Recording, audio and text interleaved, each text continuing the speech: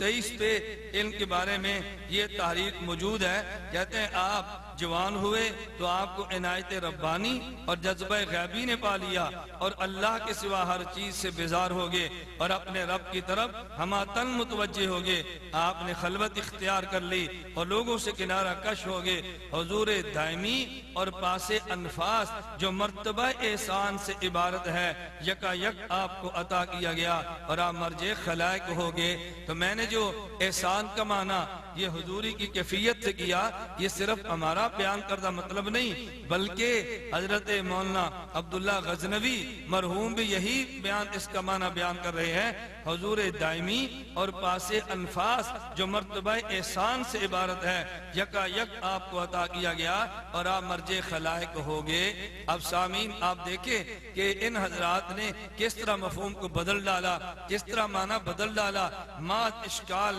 پیدا کرنے کے لیے، وسوسے پیدا کرنے کے لیے، محض اعتراضات کو پیدا کرنے کے لیے. تو اس شخص توصیف الرحمن نے ایک تو اس میں خیانت سے کام لیا، 3 خیانتیں کم از کم اس خائن آدمی نے ایک واقعے میں بیان کر دی. وہ کون سی خیانت؟ نمبر 1 کہ کہتے ہیں اس مجنون شخص لڑکے کو جو لڑکے ڈھیلے مار رہے تھے، کہتے ہیں وہ لڑکے کہنے لگے کہ یہ شخص یوں کہتا ہے کہ میں خدا کو دیکھتا ہوں. اور توصیف الرحمن نے کہا کہ وہ لڑکے کہنے لگے یہ شخص کہتا ہے میں اللہ کو دیکھتا ہوں، اللہ سے ملاقات کرتا ہوں، اللہ سے ملاقات کرتا ہوں. یہ لفظ اس کتاب میں موجود نہیں. اسی طرح جب حضرت شبلی فرماتے ہیں میں نے کہا یہ لڑکے تم پہ الزام لگاتے ہیں کہ تم اللہ کو دیکھنے کے مدعی ہو، اس نے اپنی طرف سے اضافہ کر دیا کہ لڑکے کہتے ہیں تو کہتا ہے اللہ سے ملاقات کرتا ہے اور تو کہتا ہے کہ تو اللہ سے سنتا ہے. یہ جملے موجود نہیں تھے، بددیانتی کر کے ان کا اضافہ کر دیا. اور یہ جو جملہ حضرت شیخ نے نقل کیا، اگر تھوڑی دیر بھی وہ مجھ سے غائب ہو جائے، اس کے بین القوسین جو فضائل اعمال میں حضرت شیخ نے جملہ لکھا یعنی حضوری حاصل نہ رہے، اس کو تو حذف کر گیا اور خیانت تو نے کی. اور اگلا جو اس کا اپنا شعر تھا کہ جس سے غائب ہو جائے کمانا یعنی حضوری حاصل نہ رہے، بڑا واضح لفظوں میں بن رہا تھا. خیالک فی عینی و ذکرک فی فمی و مسواک فی قلبی فأین تغیب. یہ بھی تو نے حذف کر دیا. یہ تم نے جہالت سے کام لیا اور بددیانتی سے کام لیا. تو تم جیسے جاہل، تم جیسے خائن اور تم جیسے بددیانت لوگ اگر توحید کا یوں معنی بیان کریں گے اور یوں امت مسلمہ پر فتوے عائد کریں گے، پھر اس امت کا اللہ ہی حافظ ہے. اللہ رب العزت امت کو تمہارے دجل و فریب اور تمہاری خیانتیوں اور بددیانتیوں سے محفوظ فرمائے. شرکی عقائد کے اندر ایک بہت بڑا عقیدہ وحدت الوجود کا عقیدہ ہے، جس کو صوفیاء اور قبر پرست پیش کرتے ہیں کہ اس کائنات میں جو کچھ ہے نعوذ باللہ ثم نعوذ باللہ وہ اللہ عز و جل کا سایہ ہے، عکس ہے، مختلف صورتیں ہیں. ابن عربی نے کہا تھا العبد حق والرب حق، بندہ بھی حق ہے اور اللہ بھی حق ہے. مجھے نہیں پتا شریعت کس کے لیے آئی ہے، اس کے لیے ایک من گھڑت جھوٹی روایت کا سہارا لیتے ہیں. کنتو کنزن مخفین، میں چھپا ہوا خزانہ تھا، میں نے اپنا آپ ظاہر کرنا چاہا، اب کائنات میں جو کچھ ہے وہ میں ہوں. یہ گمراہ ترین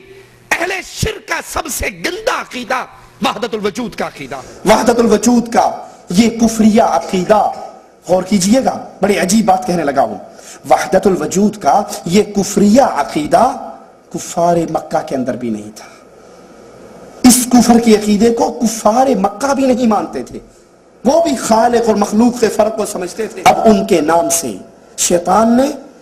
اس نام کو استعمال کر کے امت کے سامنے سب سے غلیظ عقیدہ، سب سے خطرناک عقیدہ جو ہم تک پہنچایا، جو حکیم الامت اشرف علی تھانوی صاحب کی کتابوں کے اندر موجود ہے، وہ عقیدہ وحدت الوجود کا عقیدہ.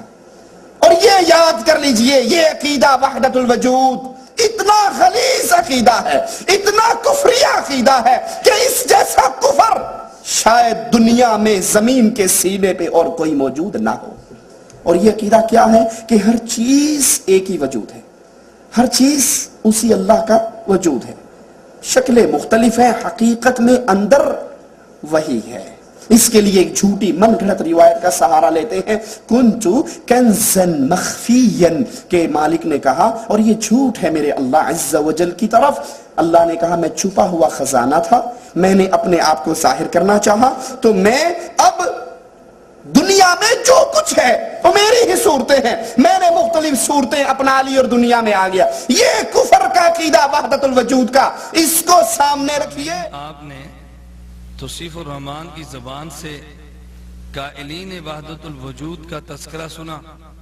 اور وحدت الوجود کے عقیدے کی شدت کو بیان کرتے ہوئے جو جملے توصیف الرحمن نے بیان کیے آپ نے وہ جملے بھی سنے۔ ذرا ان جملوں کو میں دہرانا ضروری سمجھتا ہوں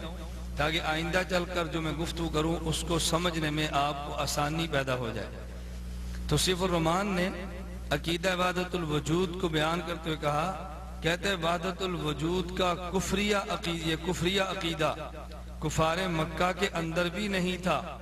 کفار مکہ بھی اس عقیدہ کو نہیں مانتے تھے، اور یہ سب سے غلیظ عقیدہ،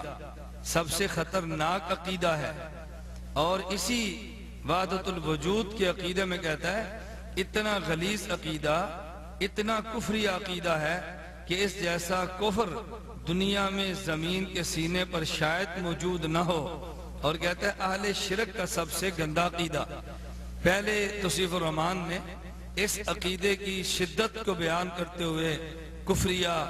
اس کو شرکیہ، اس کائنات کا سب سے گندا عقیدہ یہ بیان کیا کہ اس قدر خطرناک عقیدہ ہے۔ اور اس کے بعد توصیف الرحمن نے ایک ناکام سی کوشش اس بات پہ کی ہے کہ سامعین کو یہ تاثر دیا جائے کہ اس عقیدے کے قائل اس دھرتی پر علماء دیوبند ہیں، اس لیے یہ توصیف الرحمن کہتا ہے سب سے غلیظ عقیدہ، سب سے خطرناک عقیدہ، جس کو حکیم الامت اشرف علی تھانوی صاحب کی کتب میں یوں یہ عقیدہ موجود ہے۔ اب سامعین کو یہ تاثر دینا کہ یہ عقیدہ علماء دیوبند کا عقیدہ ہے، تو ظاہر ہے لوگ تو یہ سمجھیں گے اتنا گندا عقیدہ اگر علماء دیوبند کی کتب میں ہے تو علماء دیوبند شاید اللہ نہ کرے کس قدر گندے اور غلیظ ہوں گے۔ تو یہ تاثر اس نے دینے کے لیے علماء دیوبند کی عبارات کو پیش کیا ہے۔ میں آج کی نشست میں یہ بات واضح کرنا چاہتا ہوں کہ جو یہ وحدت الوجود کا عقیدہ جسے توصیف الرحمن نے کفر کہا، جسے توصیف الرحمن نے شرک کہا، جسے توصیف الرحمن نے غلیظ کہا، جسے توصیف الرحمن نے اس زمین کے سینے پر سب سے گندا عقیدہ کہا، جس کو توصیف الرحمن نے اہل شرک کا اس قدر گندا عقیدہ کفریہ بیان کیا کہ اہل مکہ کا کفار مکہ کافر ہونے کے باوجود بھی اس کفر کے قائل نہ تھے، تو اس کے قائل علماء دیوبند ہیں۔ میں کہتا ہوں نہیں، خدا کی قسم علماء دیوبند کے بارے میں یہ جو تم نے تاثر دیا کہ اس کے قائل محض علماء دیوبند ہیں اور شاید علماء اہل حدیث اور تمہارے اکابر اس کے قائل نہیں تھے، یہ تم نے عوام کو دھوکہ دینے کے لیے اس طرز پہ گفتگو کی ہے، وگرنہ یہی عقیدہ وحدت الوجود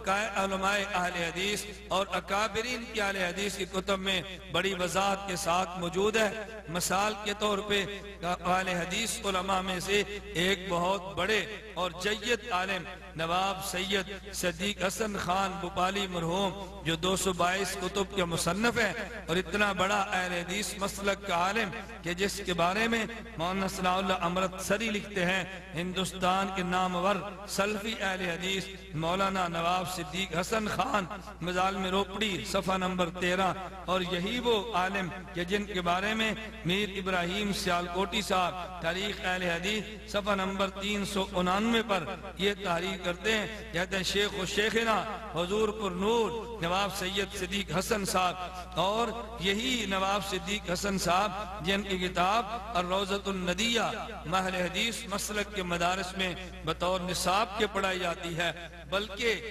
اسی نواب صدیق حسن خان مرحوم کی کتاب الروضۃ الندیہ یہ جس کا صرف اس مسلک کے عام علماء نہیں بلکہ مسلک یہ نامور عالم علامہ ناصر الدین البانی جن کے حالات پہ مشتمل کتاب اس وقت میرے ہاتھ میں موجود ہے جو دارالسلام نے شائع کی، ابو الحسن حافظ عبد الخالق نے اس کتاب کو تحریر کیا اور محسن فرانی اس کتاب کے نظر ثانی اور اضافات تحریر کر رہے ہیں۔ کہتا ہے مجدد دین محدث کبیر محقق شہیر محمد ناصر الدین البانی رحمہ اللہ، یہ اس کتاب کے ٹائٹل پہ الفاظ درج ہیں۔ اب اس کتاب کے آپ صفحہ نمبر 93 صفحہ نمبر 100 یا صفحہ نمبر 70 آپ ان 3 صفحات کو کھول کے دیکھیں کہ ناصر الدین البانی مرحوم